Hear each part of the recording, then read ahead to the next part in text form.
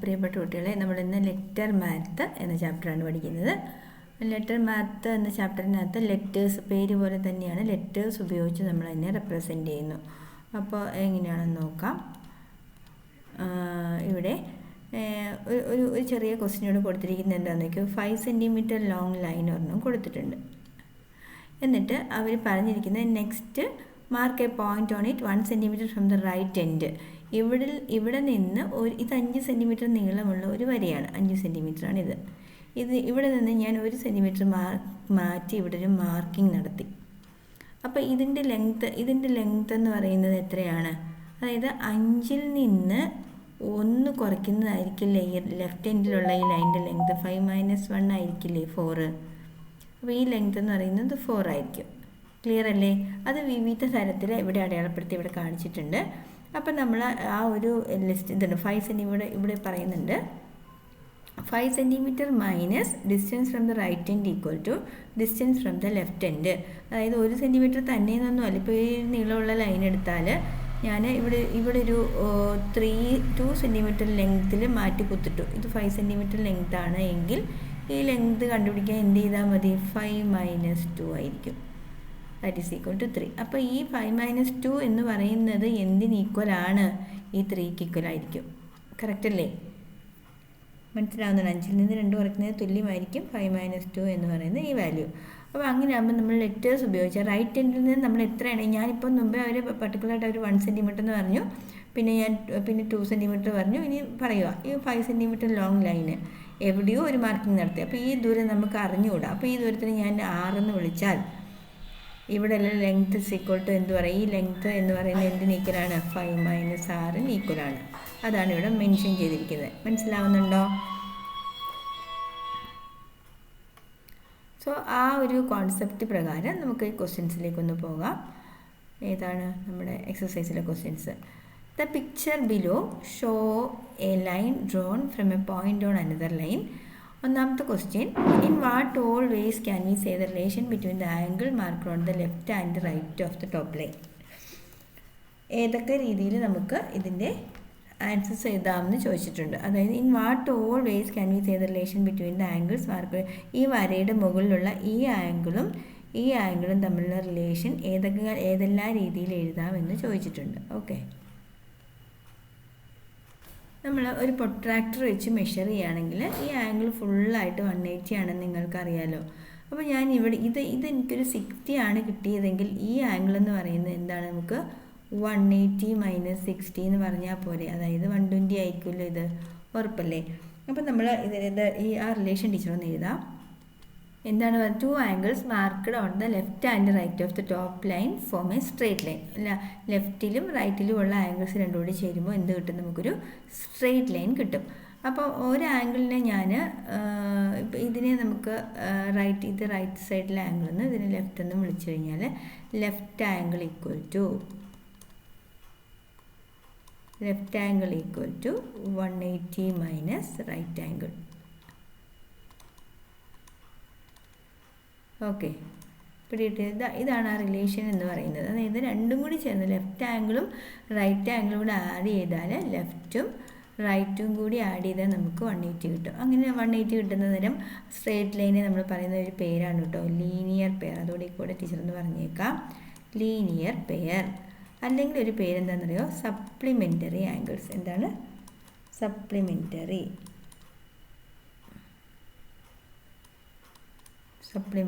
Angle. Okay,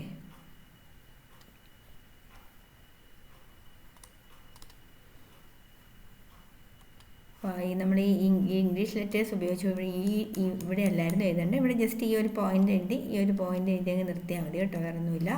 second question, if we denote the measure of angle on the left by L and the measure of the angle right by R, then in what all ways can we write the relation between the numbers L and R? ഇപ്പോഴാണ് ഇവിടെ എല്ലിനെ പറ്റിയൊക്കെ അവർ പറയുന്നത്. അപ്പോൾ നമുക്ക് ഒന്ന് എഴുതി നോക്കാം. ഇവിടെ ലെഫ്റ്റ് ആംഗിളിനെ L എന്നും റൈറ്റ് ആംഗിളിനെ R എന്നും വിളിച്ചാൽ എന്ത് എഴുതാം? ഫസ്റ്റ് റിലേഷൻ എന്ന് പറയുന്നത് ഏതെല്ലാം രീതിയിൽ എഴുതാമെന്ന് ചോദിച്ചിട്ടുണ്ട് കേട്ടോ. എല്ലാ രീതിയിലും നമ്മൾ എഴുതാം. What all ways can we write the relation. എന്ത് എഴുതാം നമുക്ക്? First L + R equal to 180 എന്ന് തെറ്റിൽ രണ്ടും കൂടെ കൂട്ടിയാൽ 180 കിട്ടും. ഇനി എല്ല് കണ്ടുപിടിക്കാൻ എന്ത് ചെയ്താൽ മതി? 180യിൽ നിന്ന് 6 മൈനസ് ചെയ്താൽ മതി. 6 കണ്ടുപിടിക്കണമെങ്കിലോ 180യിൽ നിന്ന് എല്ല്, ഉദാഹരണമായിട്ട് ഒരു ആംഗിൾ കൊടുത്തിരിക്കുക, ഇത് 30 എന്ന് കൊടുത്തിട്ടുണ്ട്. സോ ഇത് കണ്ടുപിടിക്കാൻ നമ്മൾ എന്ത് ചെയ്താൽ മതി? 180 മൈനസ് 30 ആയ 150 ആയിരിക്കും. ഇനി ഇത് നമുക്കറിയില്ല എന്ന് വിചാരിക്കുക. അപ്പോൾ എന്ത് ചെയ്താൽ മതി? അല്ല, ഇത് നമുക്കറിയില്ല എന്ന് വിചാരിക്കുക. അപ്പോൾ നമ്മൾ എന്ത് ചെയ്താൽ മതി? 180 മൈനസ് 150. അപ്പോൾ എന്ത് കിട്ടും? 30 കിട്ടും. ഇതാണെങ്കിൽ 150 കിട്ടും. ഇനി ഇത് രണ്ടും കൂടി കൂട്ടിയാലോ? 150 plus 30 that is equal to 180. അതാണ് ഈ റിലേഷൻ നമ്മൾ ലെറ്റേഴ്സ് ഉപയോഗിച്ച് പറഞ്ഞിരിക്കുക. അതായത് നമുക്കറിയില്ലേ ആ ആംഗിൾ എത്രയും തന്നിട്ടില്ല എങ്കിൽ അവിടെ എന്ത് ഉപയോഗിക്കുക? ഇംഗ്ലീഷ് അക്ഷരങ്ങൾ ഉപയോഗിക്കുക. അത്രേ ഉള്ളൂ.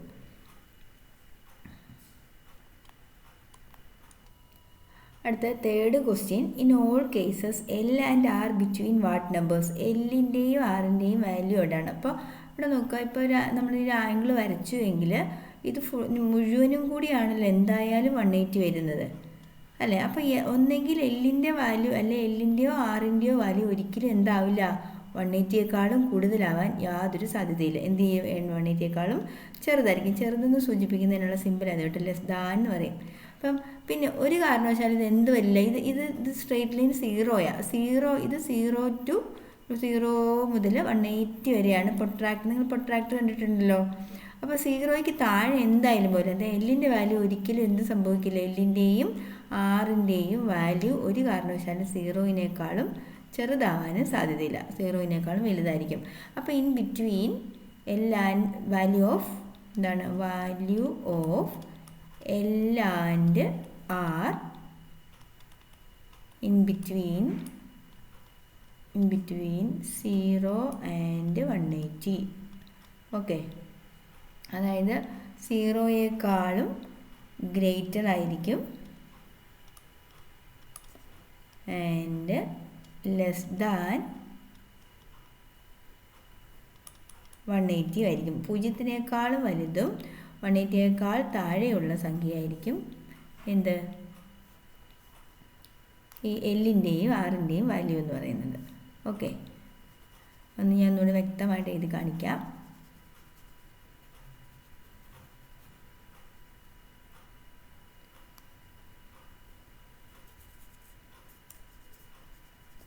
അതായത് ഈ ഒരു സിമ്പൽ ഉണ്ടല്ലോ, നമ്മുടെ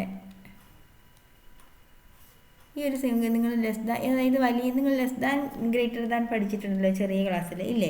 ഇതായത് 8 എന്ന് പറയുന്നത് 10നേക്കാൾ ചെറുതായിരിക്കും, അല്ലെങ്കിൽ 10 എന്ന് പറയുന്നത് 3നേക്കാൾ വലുതായിരിക്കും. അപ്പോൾ ഈ പൊളിഞ്ഞിരിക്കുന്ന ഭാഗം ഇവിടെ വലിയ നമ്പറാണ് വരേണ്ടത്. അപ്പോൾ എന്ന് പറഞ്ഞ പോലെ എല്ലിൻ്റെ വാല്യൂ ഓഫ് എൽ എന്ന് പറയുന്നത് എപ്പോഴും എന്തായിരിക്കും?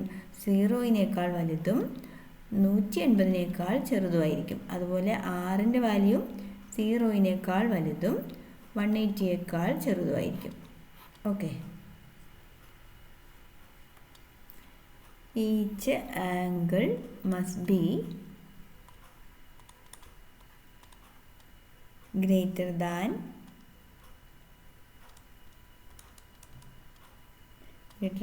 0 degree and less than 180 degree. Okay, ഇത് രണ്ടാമത്തെ ചോദ്യം. Each side of a square of perimeter 40 centimeters is extended by 1 centimeter to make a larger square. By how much is the perimeter increased? അപ്പോൾ ഇവിടെ ഒരു സ്ക്വയർ ഉണ്ട്. ആ സ്ക്വയറിൻ്റെ 4 വശവും കൂടി കൂട്ടുന്നതിൻ്റെ മെഷർമെൻറ്റ് എന്ന് പറയുന്നത് എത്രയാണ്? 40 centimeter ആണ്. 40 centimeter ആണ്. ഓൾ സൈഡ്സ് എത്രയാണ്? 10 വീതമാണല്ലോ പെരിമീറ്റർ വരുമ്പം. ഇനി എന്താ അവർ പറയും? Is extended by 1 centimeter to make a larger square. എല്ലാ വശവും എന്ത് ചെയ്തു? 1 centimeter ഇങ്ങോട്ട് നീട്ടി. അപ്പോൾ ഇത് 10 + 1 ആക്കി. അടുത്തത് എന്തായി? 10 + 1 ആയി. ഇതും 10 + 1 ആയി. എല്ലാം എന്തായി? 10 എല്ലാ വശവും 1 centimeter ഇൻക്രീസ് ചെയ്താൽ പെരിമീറ്ററിലുണ്ടാകുന്ന വർധനം എത്രയാണെന്നാണ് ചോദ്യം. സോ എന്താണ്? 11 × 4 44 അല്ലേ? 11 × 4 that is equal to 44 centimeter. അപ്പോൾ എത്ര മാത്രം വർധനമുണ്ടായി? 4 centimeter വർധനമുണ്ടായി. ശരിയല്ലേ? The perimeter increases.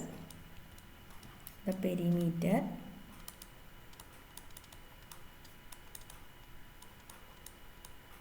The perimeter increases by 4 centimeter.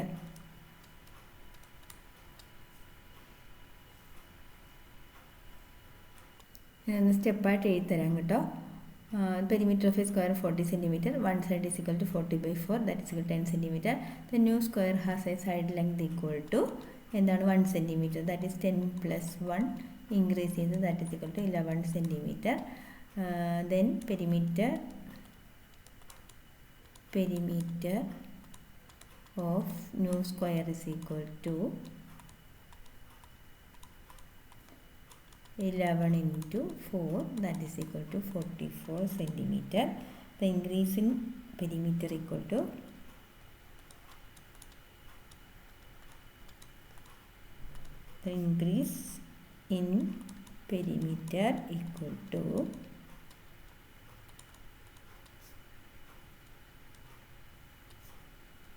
equal to 44 minus 40, that is equal to 4 centimeter.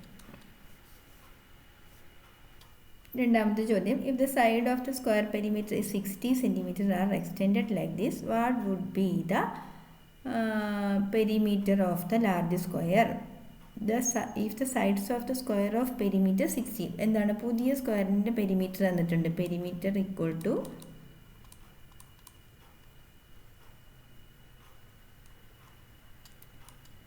60 centimeter, then one side is equal to 60 divided by 4, that is equal to 15 centimeter. The new square has the side length. The new square has the side length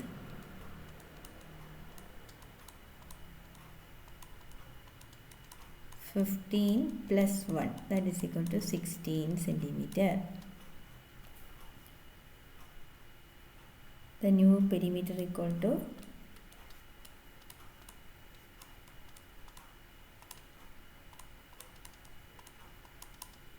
16 into 4, that is equal to 64. What would be the perimeter of the square എന്ന് മാത്രമേ ഉള്ളൂ സെക്കൻഡിലെ ചോദ്യം. Second വണ്ണിൻ്റെ ഉത്തരമാണ്. Then third one എന്താ, if the difference in perimeters of any square and the large square made by extending each side by 1 cm, the same number for all squares why. അപ്പോൾ ഇതിലും കൂടെ നമുക്ക് നോക്കിയേക്കാം. ദ ഡിഫറൻസ് ബിറ്റ്വീൻ ഈ increasing, അതായത് ആദ്യത്തെ സ്ക്വയറിൻ്റെ പെരിമീറ്ററും രണ്ടാമത്തെ സ്ക്വയറിൻ്റെ പെരിമീറ്ററും തമ്മിലുള്ള ഡിഫറൻസ് എത്രയാണ്? 64 minus 60, that is equal to 4. ആദ്യത്തെ കേസിൽ നമുക്ക് 4 തന്നെ കിട്ടി. ഇപ്പോഴത്തെ കേസിൽ നമുക്ക് 4 തന്നെ കിട്ടിയെങ്കിൽ is the difference in perimeters in any square. The large square made by extending each side by 1 cm, same number for all squares. എല്ലാ കേസിലും ഒരുപോലെ തന്നെയാണ് വരുന്നത്. അതിൻ്റെ കാരണം എന്താണെന്നാണ് ചോദിച്ചിരിക്കുന്നത്. അപ്പോൾ നമ്മൾ അതിനെങ്ങനെ ഒരു എക്സ്പ്ലനേഷൻ എഴുതും? നമുക്കിവിടെ ആദ്യത്തെ സ്ക്വയറിൻ്റെ സൈഡ് ലെങ്തിന്, അപ്പോൾ ഒറിജിനൽ സൈഡ് ലെങ്ത്ത് എസ് എന്ന് വിളിക്കാം. അപ്പോൾ പെരിമീറ്ററിന് ഫസ്റ്റ് ആദ്യത്തെ സ്ക്വയറിൻ്റെ പെരിമീറ്ററിന് നമുക്ക് P1 എന്ന് വിളിക്കാമേ. P1 equal to 4 into S ആണല്ലോ. ആ 4 ഇൻറ്റു സൈഡ് ചെയ്താൽ നമുക്ക് കിട്ടും, സംശയമൊന്നുമില്ലല്ലോ. P1 equal to 4 into S. ഇനി രണ്ടാമത്തത്, അതായത് ഒരെണ്ണം ഒരു വശത്തിൻ്റെ നീളം എക്സ്റ്റെൻഡ് ചെയ്തു. അതായത് എസ് എന്നുള്ളത് S+1 ആക്കുമ്പോൾ എന്ത് സംഭവിക്കും? അതായത് സൈഡ് ലെങ്ത് ഓഫ്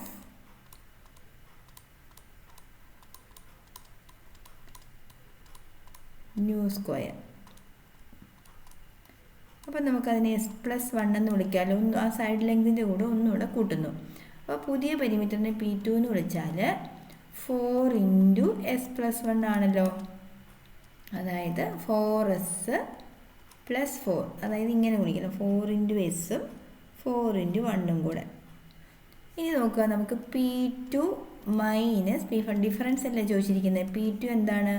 4S + 4ൽ നിന്ന് ആരെ മൈനസ് ചെയ്യണം? 4 ഇൻറ്റു എസ്. 4 ഇൻറ്റു എസിന് നമുക്ക് 4S എന്ന് എഴുതാം കേട്ടോ. That is equal to 4S. ഇതുണ്ട് +4. ഈ 4Sൽ നിന്ന് ഈ 4s മൈനസ് ചെയ്താൽ 0 ആയി പൊക്കോളൂല്ലോ. ബാക്കി എന്താ നമുക്ക് ആക്ച്വലി കിട്ടുന്ന ആൻസർ 4 എന്നുള്ളതാണ്. അപ്പോൾ അതിനെ ഒരു സെൻറ്റൻസ് ആയിട്ട് എഴുതിയാൽ എങ്ങനെ എഴുതാം? The difference is a constant value and does not depend on the original side. Original side എന്തായാലും കുഴപ്പമില്ല, പക്ഷേ നമ്മൾ ആ ഒരു സൈഡ് 1 സെൻറ്റിമീറ്റർ എക്സ്റ്റെൻഡ് ചെയ്യുമ്പോൾ എപ്പോഴും ആദ്യം ഉണ്ടാകുന്ന പെരിമീറ്ററിനേക്കാൾ 4 സെൻറ്റിമീറ്റർ കൂടുതലായിരിക്കും. ഓക്കെ, അടുത്തത് 4ാമത്തെ ചോദ്യം പറയുന്നത് is it also true for rectangles which are not square? Square അല്ലാത്ത ഏതെങ്കിലുമൊക്കെ റെക്റ്റാങ്കിൾ എടുത്താൽ അതിൽ ഈ കണ്ടീഷൻസ് കറക്റ്റ് ആണോ എന്ന് ചോദിച്ചിട്ടുണ്ട്. അപ്പോൾ കറക്റ്റ് ആണെന്നാണ് നമുക്ക് നോക്കാം. കറക്റ്റ് ആവാനാണ് സാധ്യത. ചെയ്ത് നോക്കാം.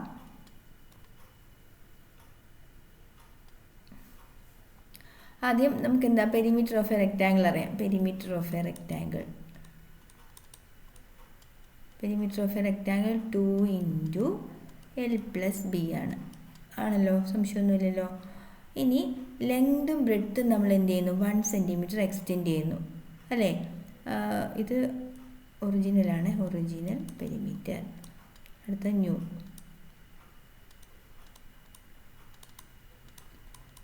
Perimeter equal to 2 × L+1 + B+1 ആണല്ലോ. അപ്പോൾ ഇവിടെ നോക്കി 1ഉം 1 നമുക്ക് കൂട്ടാമല്ലോ. ദാറ്റ് ഈസ് 2 × L+B + 2 എഴുതുന്നതിൽ തെറ്റുണ്ടോ? ഇല്ലല്ലോ. ഇനി വേണമെങ്കിൽ നമുക്ക് 2 ഇക്വേഷൻ ആക്കാം. ഈ 2നെ അകത്തേക്ക് മൾട്ടിപ്ലൈ ചെയ്ത് 2 × L+B എന്നാക്കാം. ഇനി ഈ 2നെ 2 കൊണ്ട് മൾട്ടിപ്ലൈ ചെയ്ത് 2 × 2 എന്താക്കാം? 4 എന്നാക്കാം. രണ്ടാമത്തെ സ്റ്റെപ്പിൽ എഴുതാം 2 × L+B + 4 എന്നാക്കി. ഇത് ഫസ്റ്റ് പെരിമീറ്ററിനെ P1 എന്ന് വിളിച്ചേക്കാവേ. ഈ പെരിമീറ്ററിനെ P2 എന്ന് വിളിച്ചേക്കാം. ഇനി എന്താ ഇവ തമ്മിലുള്ള ഡിഫറൻസ് 4 ആണോ എന്നുള്ളേ ചോദ്യം. അപ്പോൾ നമുക്കൊന്ന് ചെയ്ത് നോക്കാം. P2 - P1 ഒന്ന് ചെയ്ത് നോക്കാം. 2 × L+B + 4ൽ നിന്ന് 2 × L+B മൈനസ് ചെയ്തു. അപ്പോൾ ഇതുണ്ട്, ഈ 2 × L+B പ്ലസും മൈനസും ഒരേ സംഖ്യ വന്നാൽ 0 ആയി പോകും കേട്ടോ. അവിടെ കുറയ്ക്കുമ്പോൾ that is equal to final answer is 4. കണ്ട അവിടെയും നമുക്ക് എന്ത് കിട്ടി? 4 തന്നെ കിട്ടി. ഓക്കെ, അപ്പോൾ നമ്മൾ എന്ത് ചെയ്താൽ the difference is also for any rectangle.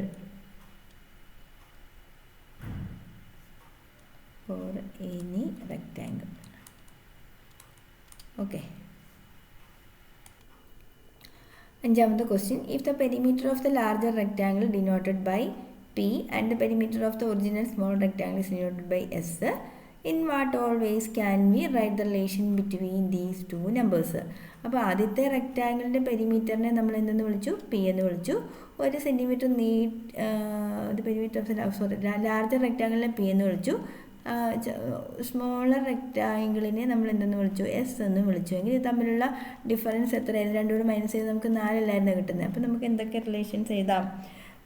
ഒന്നാമത്തെ റിലേഷൻ എന്ന് പറയുന്നത് P - S എന്ന് പറയുന്നത് 4 ആണ്. അല്ലെങ്കിൽ പിന്നെ എന്ത് പറയാം? നമുക്ക് ഈ എസ്സിനോട് കൂടി 4 കൂട്ടിയാൽ നമുക്ക് എന്ത് കിട്ടും? P കിട്ടും. അല്ലെങ്കിൽ എന്ത് പറയാം? Pയിൽ നിന്ന് 4 കുറച്ചാൽ നമുക്ക് എന്ത് കിട്ടും? S കിട്ടും. ഈ 3 കണ്ടീഷനും നമുക്ക് പറയാവുന്നല്ലേ ഉള്ളൂ. അപ്പോൾ മുമ്പത്തെ ചോദ്യത്തിന് 40 ആയിരുന്നു ആദ്യത്തേത്, രണ്ടാമത്തേത് 44 ആയിരുന്നു. ഇത് തമ്മിലുള്ള ഡിഫറൻസ് 44 - 4 ചെയ്താൽ നമുക്ക് 40 കിട്ടും. പിന്നെ എന്താണ്? 40ഉം 4ഉം കൂട്ടിയാൽ എന്ത് കിട്ടും? 44 കിട്ടും. പിന്നെന്താണ് നമുക്ക് ചെയ്യാവുന്നത്? 44 - 40 ചെയ്താൽ എന്ത് ചെയ്യും? 4 കിട്ടും. അങ്ങനെ ഈ 3 റിലേഷൻസ് നമ്മൾ എഴുതിയതുപോലെ തന്നെ അതിന് ലെറ്റേഴ്സ് കൊടുത്ത് എഴുതിയതാണ് ഈ കാണുന്നത്. അപ്പോൾ ഇതാണ് അതിൻ്റെ ആൻസറായിട്ട് വരുന്നത്. ക്ലിയർ അല്ലേ?